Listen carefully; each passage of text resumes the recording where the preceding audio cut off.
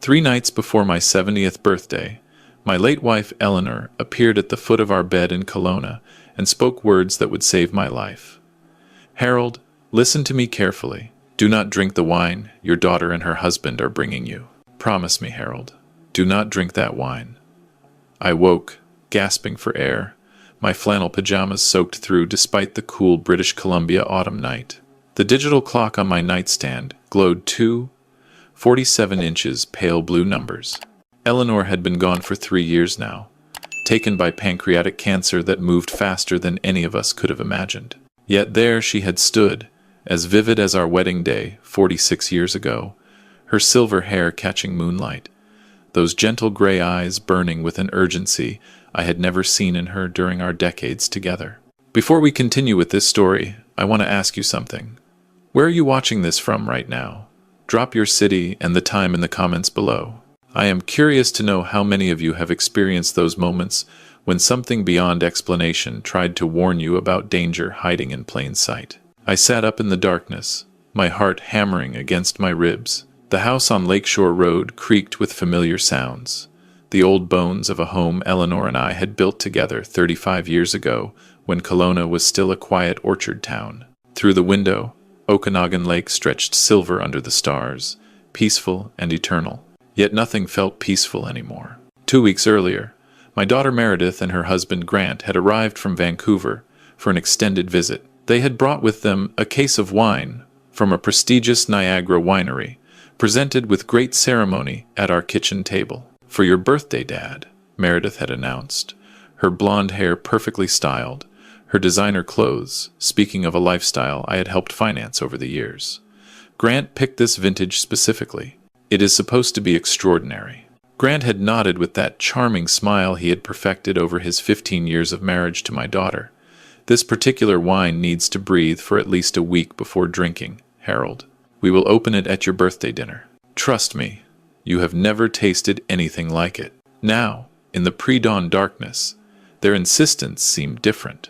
Why had Grant been so specific about the timing? Why had Meredith mentioned 3 separate times that I absolutely must be the one to taste it first, as the guest of honor? Why had they both watched so intently as I carried the case to my wine cellar?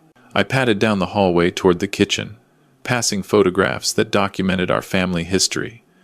Eleanor holding newborn Meredith, my son Daniel's graduation from Queen's University, grandchildren at Christmas dinners spanning decades of what I had believed was genuine happiness.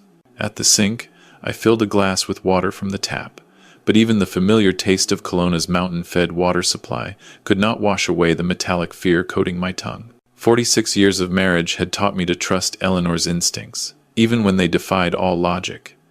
She had warned me about the contractor who later disappeared with deposits from half the neighborhood. She had insisted I get a second opinion on my prostate exam, catching early-stage cancer that might have killed me. She had convinced me to hold off on a real estate investment that collapsed 6 months later. Eleanor had possessed intuition that bordered on something I could not explain, an ability to sense danger that I had learned to trust completely. Even death, it seemed, had not diminished that gift. When morning came, I tried to push the dream away, but Eleanor's voice kept echoing through my mind as I made my way downstairs. The aroma of coffee and bacon filled the kitchen where Meredith was preparing what she called a special Sunday breakfast. Grant stood at the stove, flipping pancakes with practiced ease, while Meredith arranged fresh fruit on our good china. "Good morning, Dad," Meredith said, kissing my cheek as I entered. "You look tired. Did you sleep all right?" "Fine," I lied, settling into my chair at the head of the table. "Just excited about the birthday, I suppose." Grant set a plate before me with a flourish. 70 years young in 3 days, Harold. We should start celebrating now." He poured me orange juice from a fresh pitcher, his movements smooth and confident. "Speaking of which, that wine should be perfectly aged by Friday. I cannot wait for you to experience it." Something in his tone made my fork pause over my eggs. There was an insistence there, a pressure that felt wrong coming from my son-in-law. In 15 years, Grant had never shown particular interest in my preferences for anything, let alone wine. Meredith leaned forward, her manicured fingers drumming against the oak table Eleanor had chosen when we first built this house. You are going to love it, Dad. Grant researched for months to find the perfect vintage. The winemaker uses a very special process that is supposed to bring out incredible depth of flavor.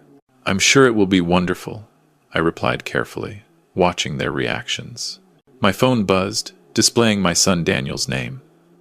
I welcomed the interruption, stepping toward the window that overlooked the lake. Hey, son. Happy almost birthday, Dad. Daniel's warm voice eased some of the tension in my chest. Sophie and I are driving up from Calgary on Thursday. The kids have been asking about Grandpa's lake house since Labor Day. I chuckled, picturing my 8-year-old granddaughter Emma and 6-year-old grandson Marcus. Tell them Grandpa has the fishing rods already. Sarah wanted me to ask about dress code for the dinner Friday. Should I bring a suit? Just business casual, nothing fancy. It is only family. As I hung up, I caught Meredith and Grant exchanging a look. Brief, barely a second. But something passed between them that made my stomach clench. Everything all right with Daniel? Grant asked, his tone carefully casual. Fine. They will be here Thursday.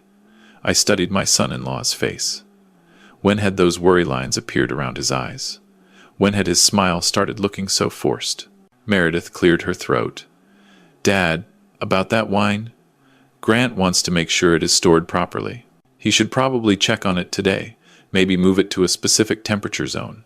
There it was again. That underlying pressure, that insistence, feeling more like a demand than a request. In 35 years of being Meredith's father, I had never heard her speak with such urgency about something as simple as wine storage.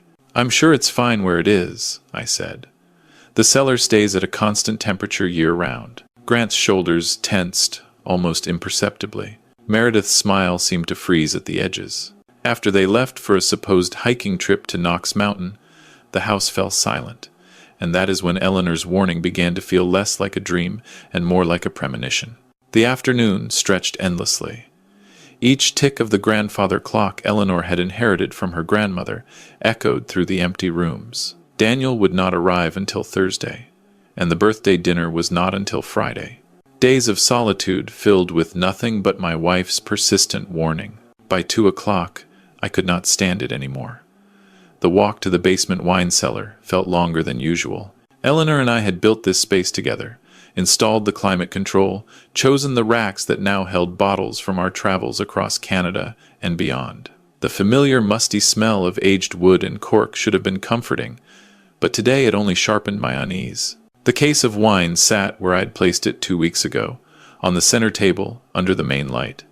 6 bottles of 2018 Niagara ice wine, an expensive gift that should have filled me with gratitude. The labels were elegant, the bottles sealed with professional precision. So why did looking at them make my skin crawl?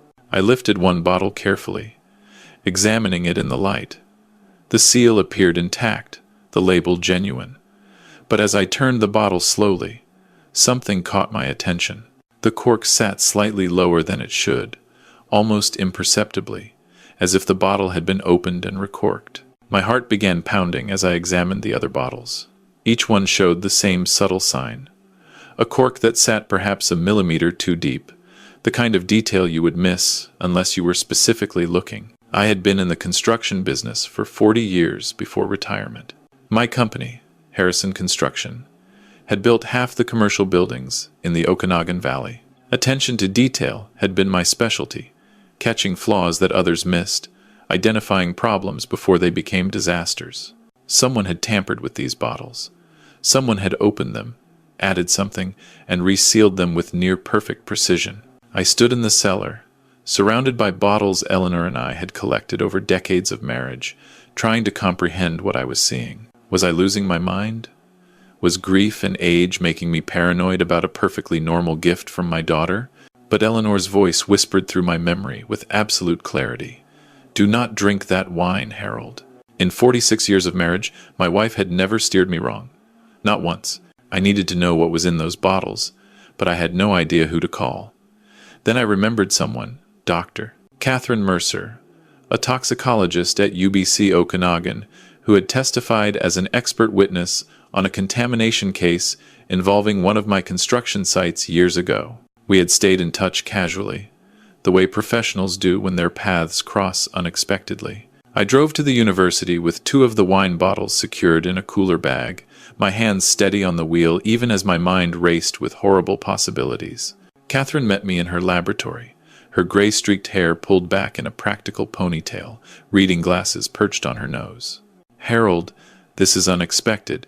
It has been, what, 5 years? Catherine, I need your help." The words tumbled out in a rush. "I found something, and I think someone is trying to hurt me." Her expression shifted from surprise to professional concern. "What kind of something?" "Wine. A gift from my daughter and son-in-law. But the bottles have been opened and resealed. Something has been added." She studied me for a long moment, then nodded. "Bring them to my lab station. Let us take a look." The next hour felt like an eternity as Catherine worked with methodical precision, extracting samples, running them through various instruments, occasionally making notes on her tablet. I sat in the corner of her lab, watching the late afternoon sun slant through the windows, trying to imagine any innocent explanation for what I had discovered. Finally, she looked up from her computer screen, her face pale beneath the fluorescent lighting. "Harold," she said quietly, "this wine has been contaminated with ethylene glycol, antifreeze, essentially. A significant amount, carefully measured to be masked by the wine's sweetness." The words hit me like physical blows. What would it do? Consumed at this concentration, over the course of a meal with multiple glasses? She paused, clearly struggling with what she had to tell me. Initial symptoms would appear within hours. Nausea, confusion, drowsiness. It would look like overindulgence, perhaps a bad reaction to mixing medications with alcohol. By the time severe symptoms appeared, kidney failure, acidosis, it would be too late. Death within 24 to 48 hours, and it could easily be mistaken for acute alcohol poisoning or a sudden medical emergency. "Someone tried to poison me," I heard myself say. "My own daughter and her husband tried to poison me." Catherine reached for her phone. "Harold, we need to call the RCMP immediately." Detective Sergeant Patricia Blackwood arrived at Catherine's lab within the hour, accompanied by a younger officer who took notes while she asked questions. Blackwood was perhaps 50, with sharp eyes and an economy of movement that spoke of decades in law enforcement. "Mr. Harrison," she said after reviewing Catherine's findings, "before we go further, I need you to know that your son-in-law, Grant Thornton, has been under investigation by our Financial Crimes Unit for the past 4 months. The words hit like a second punch. "What do you mean?" Blackwood settled across from me, her expression grave. "Grant Thornton has been running a sophisticated investment fraud scheme through his wealth management firm in Vancouver. He has defrauded clients of over $12 million, money that has disappeared into offshore accounts. When the scheme began collapsing 3 months ago, his debts to certain organized crime figures exceeded $4 million. $4 million. I stared at her, unable to process it. "Grant handles my investment portfolio. Has for 10 years. We are aware. Your accounts were among the first he drained, Mr. Harrison. Your retirement savings, the proceeds from selling Harrison Construction, your property investments, gone. Over $2.8 million. My vision blurred. Everything I had worked for, everything Eleanor and I had built together, stolen by the man I had trusted with my family's future. Your life insurance policy," Blackwood continued gently. "How much is it worth?" $3 million, I whispered. "Meredith is the primary beneficiary." "There it is." Blackwood's voice carried the weight of certainty. "With you dead, your daughter inherits enough to pay off Grant's debts with money to spare. A 70-year-old man dying at his birthday dinner after drinking too much wine would raise no suspicions, especially with your history of heart medication." The pieces fell into sickening place. The expensive gift, the insistence on specific storage conditions, the careful planning around my birthday celebration. If the poison had worked, I would have collapsed at my own party, surrounded by witnesses to my apparent good health moments before my fatal reaction. "What about Meredith?" I asked, dreading the answer. Blackwood's expression darkened. "That is where this becomes complicated. We believe Grant is the architect of this scheme, but your daughter's involvement is unclear. She may be a willing participant, or she may be under his control through threats or manipulation. Either way, we need to approach this carefully. What do you suggest? We catch them in the act. Your birthday dinner proceeds as planned, but with modifications. The original wine remains in your cellar, but you will not drink it. When they realize their plan has failed, they will likely panic and reveal themselves. You want me as bait. You will be completely safe. Undercover officers will be positioned throughout your home. The moment either of them shows suspicious behavior, we move in. I sat in that laboratory, surrounded by equipment that had just saved my life, trying to imagine facing my daughter across a dinner table knowing she might have planned to watch me die. The next 3 days passed in a surreal haze.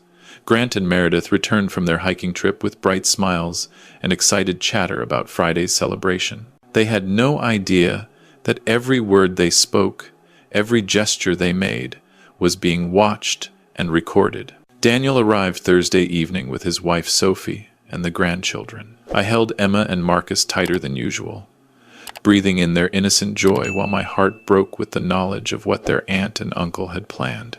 "You okay, Dad?" Daniel asked quietly as we stood on the deck watching the sunset over the lake. "You seem distracted." "Just getting old, son. 70 hits different than 60 did." He squeezed my shoulder. "Mom would have loved this, all of us together for your birthday." I thought about Eleanor's warning, about her reaching across death itself to protect me. "She is here," I said. "In her own way, she is here." Friday arrived with crisp October sunshine, the house filled with the sounds of family as we prepared for dinner. Grant took charge of the kitchen with his usual confidence, preparing an elaborate meal while Meredith supervised table settings and decorations. Daniel and Sophie kept the grandchildren occupied in the backyard, their laughter drifting through open windows. At precisely 6 o'clock, Detective Blackwood's undercover officers took their positions. One posed as a delivery person, briefly at the door. Another sat in an unmarked vehicle on the street. A third monitored feeds from discreetly placed cameras throughout the main floor.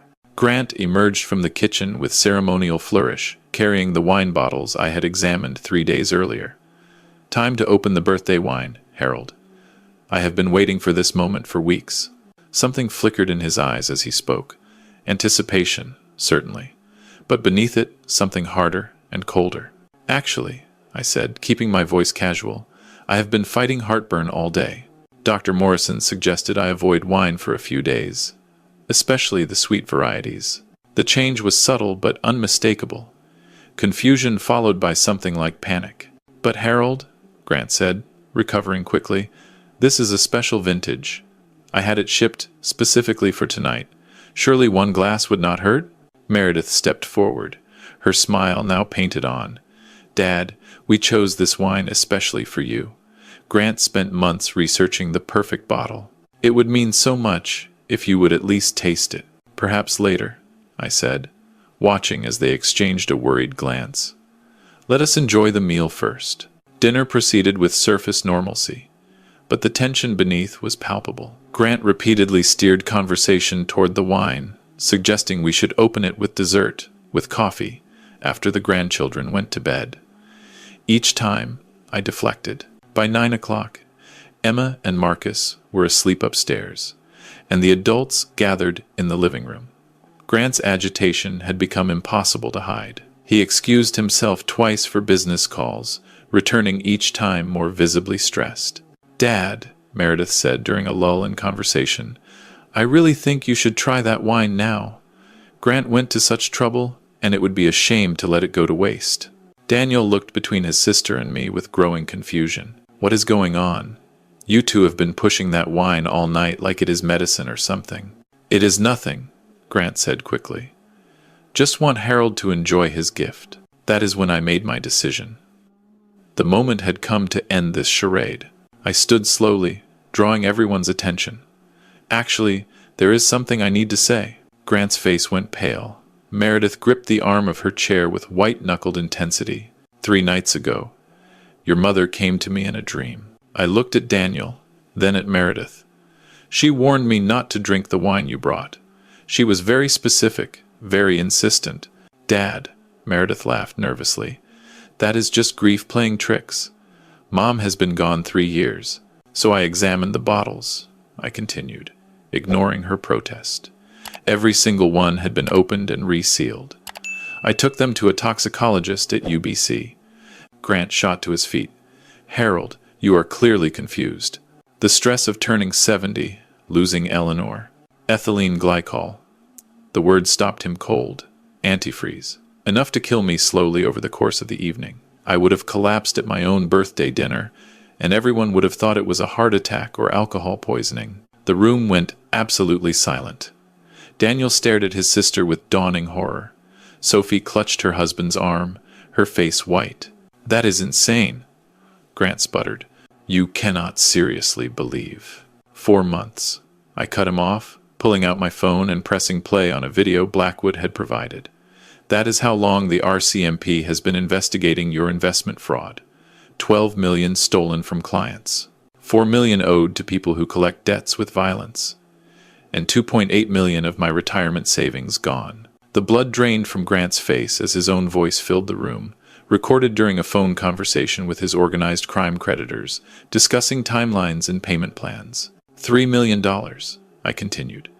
That is what my life insurance is worth. With me dead, Meredith inherits enough to pay your debts and still have money left over. It was his idea. Meredith's voice cracked as tears began streaming down her face. Grant told me you were going to cut us out of your will anyway. He said you were giving everything to Daniel because of some argument you had. He said this was the only way to save us. Meredith, shut up. Grant lunged toward her, but it was too late. He threatened to leave me.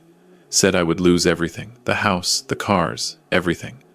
I did not want to hurt you, Dad. I swear I just... RCMP. Detective Blackwood's voice cut through the chaos as she and 2 uniformed officers entered through the kitchen. Grant Thornton, Meredith Harrison Thornton, you are under arrest for conspiracy to commit murder and attempted murder. Grant did not resist as the handcuffs clicked around his wrists, but his eyes never left mine.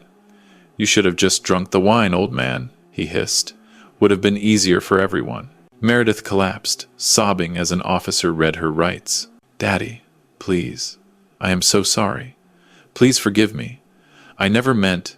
Save it for your lawyer, Blackwood said, guiding her toward the door. Daniel stood frozen, his arm around Sophie, watching his sister being led away in handcuffs. Dad, he whispered. I had no idea. I swear I had no idea. I know, son. I pulled him into an embrace, feeling his shoulders shake with silent sobs. None of this is your fault. The house felt enormous after the police left, taking Grant and Meredith to the RCMP detachment in downtown Kelowna. Daniel and Sophie sat with me in the living room, while the grandfather clock marked the hours past midnight. What happens now? Sophie asked quietly. I do not know, I admitted.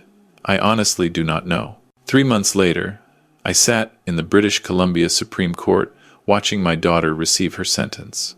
Meredith had pleaded guilty to conspiracy in exchange for testimony against Grant, whose trial had resulted in conviction on multiple counts of fraud and attempted murder. Meredith Harrison Thornton, the judge pronounced, you are hereby sentenced to 8 years in federal custody. Grant received 22 years. Meredith turned to look at me before the guards led her away. Her orange jumpsuit hung loose on a frame that had lost weight during the legal proceedings. Our eyes met, and I saw the little girl who used to run to me when she scraped her knees, who had built snow forts in our backyard, who had danced with me at her wedding. I'm sorry, Daddy, she whispered. I nodded once, unable to speak.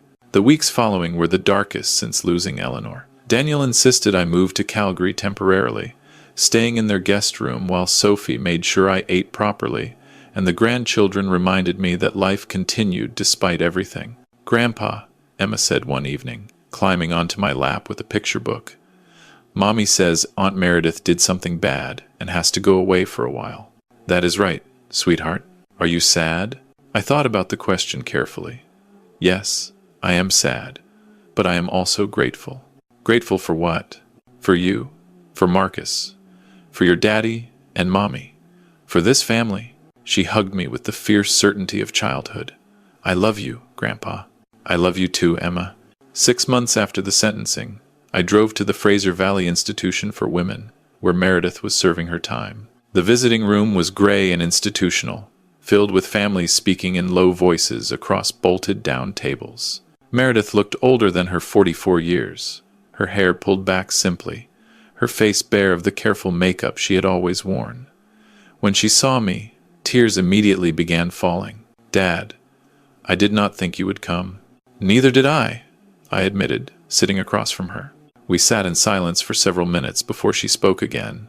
"Grant convinced me you were dying anyway, that the cancer had come back and you were hiding it from us. He said we would lose everything when the medical bills ate through your estate, that this way at least we would have something." "And you believed him?" "I wanted to believe him." Her voice cracked. "It is easier to justify something terrible when you tell yourself there is no other choice. But there is always another choice. I know that now." I studied my daughter's face, searching for the woman I thought I knew. "Do you understand what you almost did? You almost made Emma and Marcus accessories to their grandfather's murder. They would have drunk wine at my birthday dinner, maybe eaten food prepared in the same kitchen where Grant handled that poison." Meredith broke down completely. "I know. God, I know. I think about it every night. I will never forgive myself, but I forgive you." She looked up, disbelief written across her tear-stained face. "How? How can you possibly forgive me after what I did?" "Because you are still my daughter. Because forgiveness is not about what you deserve. It is about what I choose to carry with me for whatever years I have left. And I choose not to carry hatred." The drive back to Kelowna felt longer than usual, winding through the Fraser Canyon as autumn painted the mountains gold and crimson. I stopped at a rest area overlooking the Thompson River, sitting on a bench while the water rushed past below. "Thank you, Eleanor," I said aloud. "Thank you for saving me." The wind stirred the leaves around me, and for just a moment I could have sworn I caught the scent of her perfume, lavender and vanilla, the combination she had worn for 46 years. Today, 2 years later, I still live in our house on Lakeshore Road. The wine cellar has been converted into a workshop where I build furniture for the grandchildren who visit every summer and most holidays. Daniel brought his family up for my 72nd birthday last month. We had cake and ice cream on the deck, watching the sunset paint Okanagan Lake in shades of gold and pink. Emma is 10 now, interested in everything from astronomy to zoology. Marcus just turned 8 and has developed a passion for fishing that reminds me of myself at his age. I write to Meredith monthly and visit when health permits. She has been a model prisoner, participating in counseling programs and vocational training. With good behavior, she may be eligible for parole in another 4 years. I do not know what kind of relationship we will have then, but I know I want to try. Grant remains in maximum security, his appeals denied, his debts to dangerous people now irrelevant behind prison walls. I think about him sometimes, wondering how someone could become so corrupted by greed that murder seemed like a reasonable solution. I will probably never understand. Looking back on this experience, I realize how close I came to losing everything. Not just my life, but my faith in family, my ability to trust, my capacity for love. For 70 years, I believed that blood guaranteed loyalty, that the people closest to us would always protect us from harm. I was wrong about that. But I was also wrong to think that betrayal has to destroy you. Eleanor taught me many things during our 46 years together. How to listen, how to forgive, how to find joy in simple moments. But her final lesson, delivered from beyond the grave, was perhaps the most important. Trust your instincts. Pay attention to warnings. And never assume that familiar faces cannot harbor unfamiliar darkness. The human spirit is remarkably resilient, with hope, determination, and the support of those who truly love us. We can survive betrayals that should have broken us, and rebuild lives from the ashes of trust destroyed. If you are facing your own moment of impossible choice right now, remember this: you are not alone. There are people who love you genuinely, who would never harm you, who want to see you thrive. Find them, hold on to them, let them help you through. If this story touched your heart or opened your eyes, I would love to hear from you in the comments below. Share your own experiences with Family Trust, or the unexplainable warnings that protected you. Your story might save someone else's life. And if you connected with what I have shared today, please subscribe to Shattered Vengeance for more stories that remind us all how precious and fragile our relationships truly are.